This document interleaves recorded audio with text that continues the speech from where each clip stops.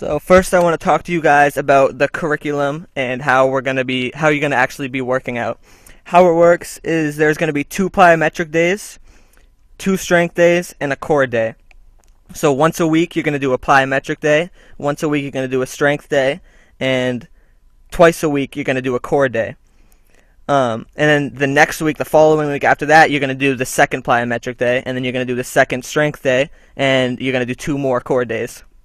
The reason why you split up and you alter the plyometric day and the strength days week to week is because you don't want your muscles to get used to the exercises that you're doing. What will happen is your muscles will start to develop muscle memory, and they won't be as shocked by the workouts.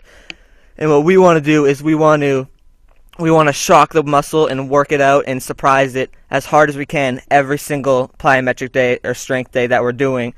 And doing this will give you faster gains, and you'll become stronger and faster at a more rapid pace. And what will happen is you'll find yourself being sore after every single workout that you do by shocking your muscles and by mixing up the workouts from week to week.